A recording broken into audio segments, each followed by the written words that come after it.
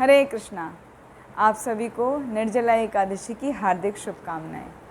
निर्जला एकादशी इस बार ज्येष्ठ मास के शुक्ल पक्ष में आ रही है और ये 25 जून 2026 को आ रही है। निर्जला एकादशी का वर्णन ब्रह्म वैवर्त पुराण में श्रील व्यासदेव और भीमसेन के संवाद में मिलता है। एक बार पांडुपुत्र भीमसेन अपने पितामह श्रील व्यासदेव से पूछने लगे, हे पितामह, माता कुंती, द्रौपदी, तात युधिष्ठिर, अर्जुन, नकुल और सहदेव सभी एकादशी के व्रत का पालन करते हैं। भ्राता युधिष्ठिर तो मुझे भी व्रत रखने के लिए कहते हैं और मुझे मालूम भी है कि एकादशी को उपवास करना कोई साधारण बात नहीं है, ये तो वेदों का आदेश है। लेकिन मेरे से भूख सहन नहीं होती है। मैं सभी नियम अनुसार श्री केशव की उपासना पूजा करना चाहता हूँ। मेरे क्षमता अनुसार दान धर्म करना ये सब मैं करूँगा, लेकिन मेरे से उपवास नहीं होता। कृपया करके उपवास के बिना एकादशी व्रत का पालन कैसे करना चाहिए, इस विषय में आप मुझे बताइए। उनकी ये बात सुनकर श्री व्यासदेव जी कहने लगे, हे भीम, अगर नरक के स्थान पर स्वर्ग जाना चाहते हो तो मास के दोनों एकादशी, शुक्ल पक्ष और कृष्ण पक्ष, दोनों एकादशी का तुमको पालन करना चाहिए। अर्थात दोनों एकादशी को अन्न ग्रहण नहीं करना चाहिए। भीमसेन कहने लगे कि वर्ष में आने वाली 24 एकादशी को उपवास करना मेरे लिए असंभव है। रात दिन की बात तो कहना ही क्या, मैं तो क्षण भर भी भूखा नहीं रह सकता। भूख नाम की जो उदर अग्नि है वो मेरे उदर में नित्य प्रति प्रज्वलित होती रहती है और उसे शांत करने के लिए मुझे बहुत ज़्यादा मात्रा में खाना पड़ता है। बहुत हुआ तो वर्ष में मैं एक दिन उपवास कर सकता हूँ। इसीलिए मेरे योग्य जो हो आप मुझे उस व्रत को बताइए जिससे मेरा जीवन मंगलमय बन जाए। श्रील व्यासदेव जी कहने लगे, हे राजन सुनो, अभी मैंने तुम्हें वैदिक विधियाँ बताई क्या कि हमें एकादशी का पालन करना चाहिए, लेकिन कलयुग में कोई भी उनका पालन नहीं कर पाता। इसीलिए बहुत ही ऊंचा और सर्वहितकारी श्रेष्ठ व्रत मैं तुमसे बताता हूँ।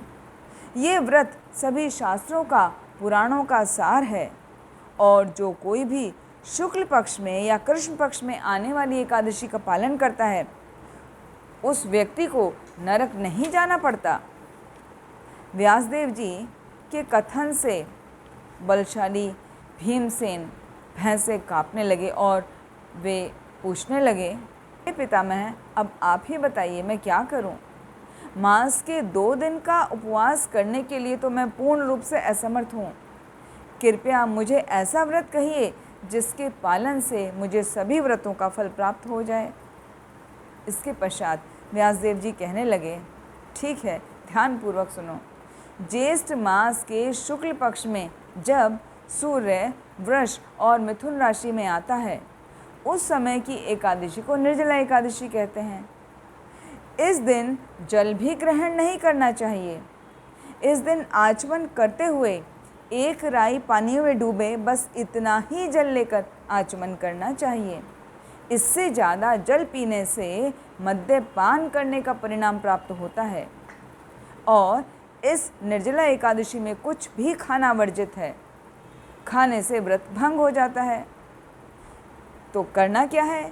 एकादशी के दिन सूर्योदय से लेकर द्वादशी के सूर्योदय तक पानी नहीं पीना है। इस प्रकार एकादशी व्रत का पालन करने से वर्ष भर की सभी एकादशी का फल इस व्रत से हो जाता है। द्वादशी की सुबह ब्राह्मणों को जल दान करके, सुवर्ण दान करके व्रत का पालन और पारण करना चाहिए और ब्राह्मणों को भोजन कराकर स्वयं भोजन ग्रहण करना चाहिए। हे भीमसेन, इस एकादशी व्रत से प्राप्त होने वाले पुण्य के बारे में ध्यानपूर्वक सुनो। केवल इस एकादशी के पालन से ही वर्ष भर की सभी एकादशी के पालन करने का पुण्य प्राप्त हो जाता है। शंख, चक्र, गदा और पद्म धारण करने वाले भगवान श्री विष्णु ने मुझे स्वयं ये बताया था क्या कि जो कोई भी अन्य धर्मों का त्याग करके मेरी शरण में आता है और निर्जला एकादशी का पालन करता है वह मुझे बहुत प्रिय है। भगवत गीता में भी आता है ना, सर्वधर्मान परित्यज्य मामेकम शरणम व्रजा अहम त्वाम सर्व पापेभ्यो मोक्षयिष्यामि मा शुचः। भगवान कहते हैं सभी धर्मों का परित्याग करके मेरी शरण में आ जाओ, डरो मत, मैं तुम्हें सारे पापों से मुक्त कर दूंगा। तो भगवान की शरण में आकर जो भी कोई निर्जला एकादशी का पालन करता है, भगवान स्वयं कहते हैं कि वो मुझे अत्यंत ही प्रिय है और वह व्यक्ति निश्चय ही सभी पापों से मुक्त हो जाता है। स्मार्त विधि नियमों का पालन करने से कोई भी कलियुग में उच्च ध्येय को प्राप्त नहीं कर सकता, क्योंकि कलियुग में अनेक दोषों से वे सभी विधि नियम प्रदूषित हो जाते हैं।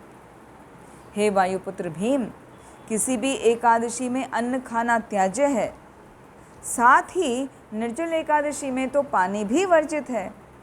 इस व्रत के पालन से सभी तीर्थ स्थान के यात्रा का फल मिलता है और मृत्यु के समय भयानक यमदूतों के स्थान पर सुंदर विष्णुदूत उस व्यक्ति को वैकुंठ ले जाने के लिए आते हैं।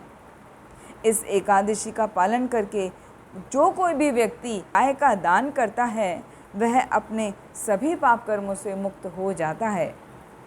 जब अन्य पांडु पुत्रों ने इस एकादशी के व्रत के बारे में सुना तो वो इस व्रत का पालन करने का उन्होंने पूर्ण रूप से निश्चय कर लिया। जब अन्य पांडु पुत्रों ने एकादशी के बारे में सुना तो वो इस व्रत का पालन करने का निश्चय करने लगे। उसी समय से भीमसेन ने भी इस व्रत का पालन करना आरंभ कर दिया। इसीलिए इस एकादशी को भीमसेन एकादशी भी कहा जाता है और साथ ही इसको पांडव एकादशी भी कहा जाता है और इसका अन्य नाम निर्जला एकादशी भी है। भगवान श्री कृष्ण ने घोषणा की है कि जो कोई भी इस एकादशी के दिन पुण्य कर्म करता है, तीर्थ स्थान में स्नान करता है, वैदिक मंत्रों का पठन करता है और यज्ञ करता है, वो सभी अक्षय हो जाते हैं, मतलब उनके फल अनंत काल तक मिलते हैं। इस व्रत की महिमा को जो भी कोई श्रवण करता है उसे अमावस के दिन आने वाली प्रतिपदा के दिन पितरों को दिया हुआ तर्पण का भी फल प्राप्त होता है। साथ ही वो व्यक्ति जिसने इस कथा का भक्ति भाव के साथ श्रवण किया हो वो वैकुंठ को प्राप्त होता है। तो आइए आप सभी से अनुरोध है, कृपया करके इस निर्जला एकादशी का ध्यानपूर्वक पालन करें। यदि आपकी कोई एकादशी किसी वजह से टूट गई हो या मिस हो गई हो तो उसका समाधान निर्जला एकादशी का उपवास करने से हो सकता है। तो आप सभी लोग ध्यानपूर्वक निर्जला एकादशी का उपवास करिए और भगवान श्री हरि के नामों का जप करते रहिए। हरे कृष्ण कृष्ण कृष्ण हरे हरे, हरे राम राम राम हरे हरे। एक बार आप सभी को फिर पांडव निर्जला एकादशी की हार्दिक शुभकामनाएं। हरे कृष्ण।